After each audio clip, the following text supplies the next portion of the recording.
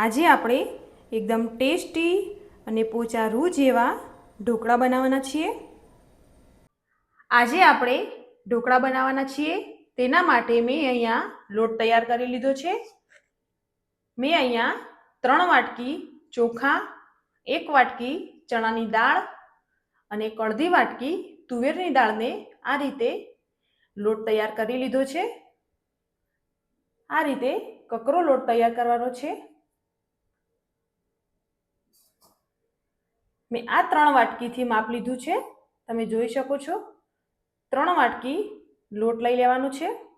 3 વાટકી લોટ લઈ લીધો છે। તે જ માપથી આપણે છાશ લેવાની છે।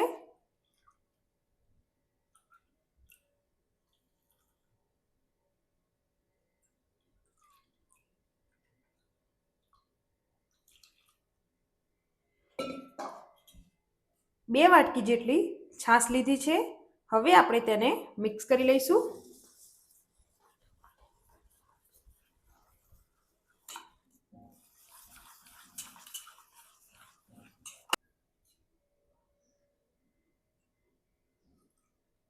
અડધી વાટકી છાશ એડ કરીશું। મેં અહીંયા 2 વાટકી અને 1/2 વાટકી છાશ એડ કરી છે। હવે આપણે તેનું બેટર બનાવી લઈશું।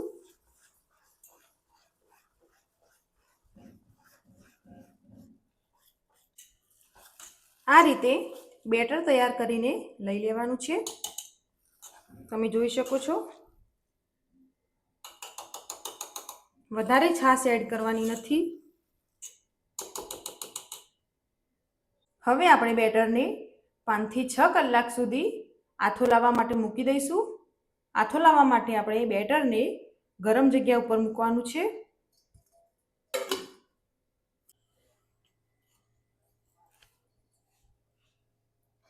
તમે જોઈ શકો છો એકદમ પરફેક્ટ રીતે આપણો આથો આવી ગયો છે।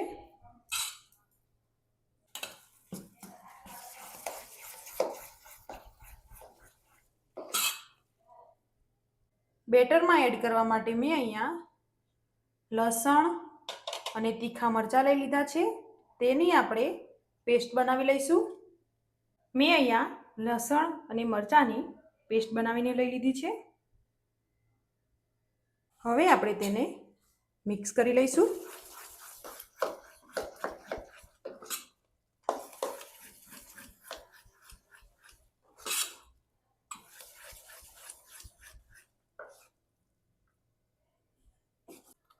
હવે આપણે 1 ચમચી હળદર, સ્વાદ પ્રમાણે મીઠું, 1 ચમચી ખાંડ, આ બધાને આપણે મિક્સ કરી લઈશું।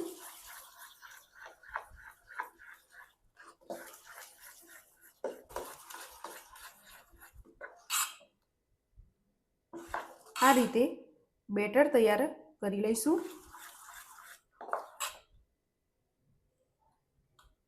હવે આપણે બેટરને એક બાઉલમાં થોડું લઈ લઈશું।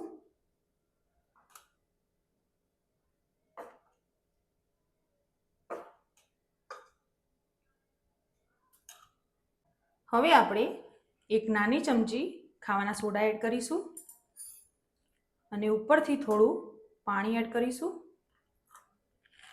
તેને આપણે મિક્સ કરી લઈશું।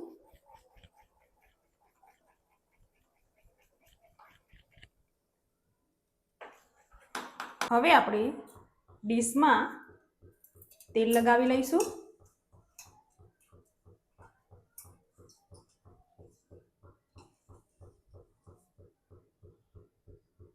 હવે આપણે ઢોકળિયામાં પાણી ગરમ થવા માટે મૂકી દેવાનું છે।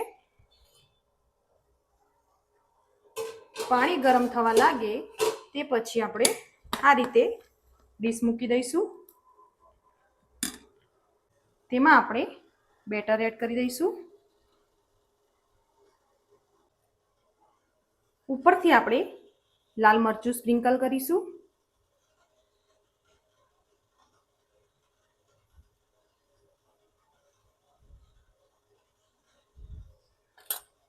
હવે આપણે ઢાંકણ ઢાંકીને 10 થી 15 મિનિટ સુધી ઢોકળાને બફાવા દઈશું. હવે આપણે ઢોકળાને ચેક કરી લઈશું. તમે જોઈ શકો છો ઢોકળા આપણા બફાઈને રેડી થઈ ગયા છે. હવે આપણે ઢોકળાની ડીશને ઠંડી થવા દઈશું. ઠંડી થઈ જાય તે પછી આપણે તેને કટ કરી લઈશું.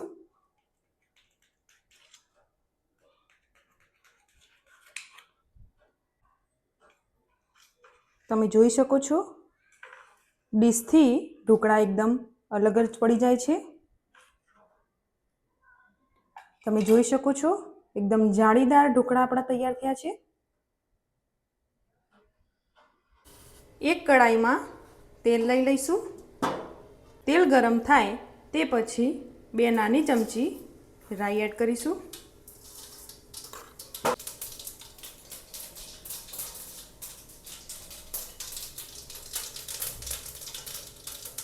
તલ અને મીઠું લીમડો એડ કરીશું.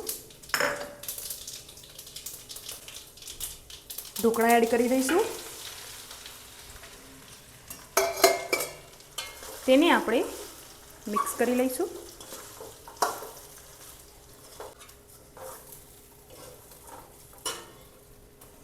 ઉપરથી આપણે ધાણા એડ કરી દઈશું અને ગેસને બંધ કરી દઈશું.